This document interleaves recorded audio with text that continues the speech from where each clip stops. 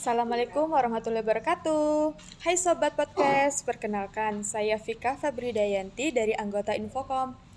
Kali ini benih episode 5, berbincang mengenai mahasiswa yang telah mengikuti program Kampus Merdeka. Nah, di sini kita kedatangan tamu yang dimana salah satu mahasiswa IPP yang pernah mengabdi ke masyarakat NTT. Baik, Kak Willy, saya persilahkan untuk memperkenalkan diri. Assalamualaikum warahmatullahi wabarakatuh. Halo teman-teman semuanya, selamat pagi, selamat siang, dan selamat malam untuk yang mendengarkan di 3 waktu yang berbeda. Sebelumnya perkenalkan nih, nama aku Willy Roy Susanti, aku dari Angkatan 2019. Halo Kak Willy, gimana nih kabarnya? Halo Kak Vika, Alhamdulillah nih, baik setengah waras tapi. Wah, alhamdulillah kalau sedikit waras ya Kak ya. Emang kesibukannya ngapain sih Kak? Kesibukannya sih sekarang ya sebagai mahasiswa semester akhir nih, kebetulan lagi magang di P3GI setelah kemarin KKN, dan kemudian habis magang ini ya selanjutnya menghadapi hal-hal yang sangat luar biasa, yaitu script suite ya. Wah, semester akhir ini sudah mulai sibuk-sibuknya ya Kak ya.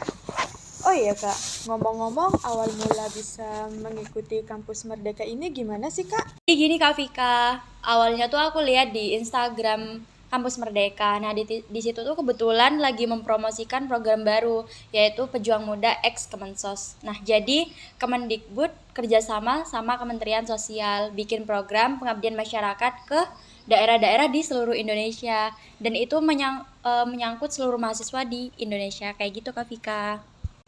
Terus kenapa Kak Willy bisa tertarik mengikuti program ini? Nah, ini nih. Jadi tahun 2021 itu kan corona udah mulai membaik ya, udah mulai bosen banget gitu di rumah. Akhirnya aku kayak cari-cari kegiatan yang sekiranya aku bisa keluar dari zona zona nyaman ini. Anggap aja zona nyaman ya. Soalnya kita di rumah tidur, makan, tidur gitu doang kerjaannya. Akhirnya aku cari-cari, ketemu tuh program ini. Terus aku coba lihat persyaratannya, ternyata nggak begitu susah. Akhirnya aku coba daftar, dan itu pun daftarnya masih agak mepet-mepet banget ya, karena aku tahu program ini tuh udah sekitar 2 hari sebelum penutupan pendaftaran. Akhirnya aku udah penuhi persyaratan dulu, kemudian daftar kayak gitu. Kegiatan apa aja sih Kak yang dilakukan pas ngejalanin kegiatan itu? Nah, ini pertanyaannya menarik banget sih ya. Soalnya aku bakal menceritakan gimana serunya kegiatan ini mulai dari awal hingga akhir, tapi aku bakalan rangkum dalam cerita yang cukup singkat. Jadi di dalam kegiatan itu sebelumnya nih, sebelum sebelum melakukan kegiatan kan ada pendaftaran ya. Nah, di pendaftaran itu ada seleksi. Di situ tuh seleksinya udah dari seleksi tulis, seleksi lisan, terus juga ada pengumpulan esai kayak gitu. Itu ada beberapa orang yang gugur, jadi waktu itu pendaftarannya berapa ya, ribuan orang pokoknya, dan yang keterima juga ya ribuan sih, banyak gitu. Soalnya kan kita bakalan disebar di seluruh Indonesia gitu. Sedangkan untuk kegiatannya waktu itu tuh tanggal 28 Oktober kalau nggak salah ya, atau tanggal berapa gitu, pokoknya di bulan Oktober tahun 2021.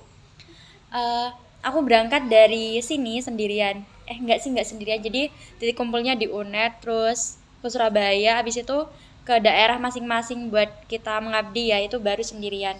Untuk kegiatannya sih seru banget sih menurut aku. Jadi namanya juga lingkungan baru ya, dimana itu bener-bener menurut aku asing banget. Nggak asing banget sih, tapi emang bener-bener asing. Soalnya kan bukan di daerah Jawa lagi gitu. Jadi untuk kegiatannya yang pertama pasti kita pengenalan dulu ya di sana. Terus juga kebetulan aku bareng teman-teman di beberapa universitas di Indonesia, dan itu nggak ada yang kenal sama sekali. Itu si pengalaman juga yang menurut aku seru banget. Terus kegiatan lainnya tuh yang paling ini ya, yang paling banyak dilakukan itu datang ke daerah-daerah yang menurut aku sih ya tergolong terpencil gitu di kota tersebut. Soalnya kita kan tugasnya itu kayak ya pengabdian pada umumnya gitu. Kita mengabdi pada mereka, kayak ngasih suatu pengetahuan, bukan pengetahuan sih, kita sharing bareng, terus juga ngebentuk sesuatu sama pemerintah setempat kayak gitu sih. Ya itu aja sih Kak Vika. Wah, seru juga ya.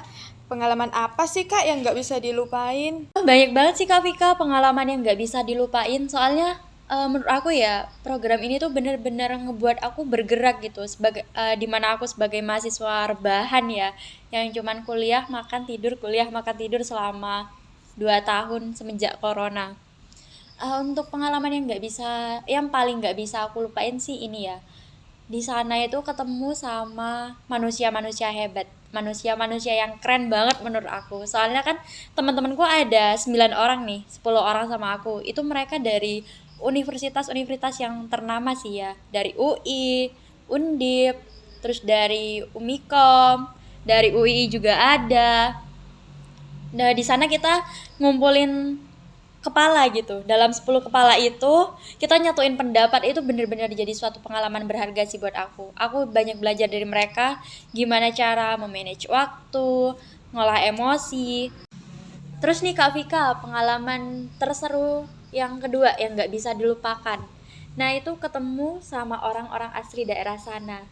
Yang menurut aku ya, itu sedikit beda sih dari kita, dari bentuk fisik, dari tata cara ngomong. Ya sama aja ya kayak di Jawa gitu. Madura, Jawa itu kan udah beda, apalagi sama mereka yang daerah luar Jawa gitu kan pasti beda. Dari mereka aku banyak belajar sih. Banyak belajar gimana sabar, terus belajar kebudayaan baru, banyak hal-hal baru yang aku temuin di sana, kebiasaan mereka itu gimana, terus juga kuliner daerah sana kayak gitu-gitu sih. Kan ini juga ya, daerah sana tuh mayoritas Katolik kan. Nah, sedangkan aku dan beberapa temanku itu Muslim. Nah, itu kita belajar cara menghargai gitu. Bahasanya sih toleransi ya, itu bener-bener toleransi di daerah sana itu tinggi banget sih. Oh ya, aku cerita dikit tentang NTT ya. Jadi ND ini merupakan sebuah kota di mana dulunya Bung Karno itu pernah diasingkan. Nah, di sana itu ada rumah bekas pengasingan Bung Karno sama lapangan tempat Bung Karno merenungkan butir-butir Pancasila. Itu bener-bener masih terawat banget rumahnya, mulai dari kasurnya, sumurnya, kamar mandinya, pokoknya terawat banget. Yang sekarang jadi bukan tempat wisata sih, tapi orang-orang penting, orang-orang yang pengen berkunjung udah bisa masuk gitu loh ke sana, lihat-lihat foto-foto kayak gitu. eh itu sih pengalaman yang bener-bener gak bisa dilupain, mulai dari teman, terus orang baru, belajar hal baru, tempat baru, terus juga belajar cara mandiri di tempat baru itu gimana. Pokoknya seru banget sih. Oh iya nih Kak Vika, aku sekalian numpang promosi ya. Bukan sih, bukan promosi, tapi just information buat teman-teman. Sekarang tuh Pejuang Muda udah buka batch 2, tapi sekarang itu lingkupnya udah bukan satu Indonesia lagi, udah satu Asia gitu. Jadi kita bisa collab sama mahasiswa internasional. Tapi ya itu persyaratannya, kita harus bisa persyaratannya kita harus mumpuni dalam berbahasa Inggris kayak gitu. Jangan lupa daftar ya teman-teman, coba deh kalian cek IG-nya Pejuang Muda. Nah, di sana itu pasti udah lengkap cara pendaftaran dan persyaratannya. Wah, seru banget ya, Kak.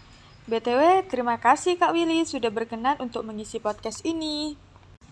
Iya, sama-sama Kak Vika. Oh iya, buat temen-temen nih, jangan lupa daftar ya, ditunggu kontribusinya.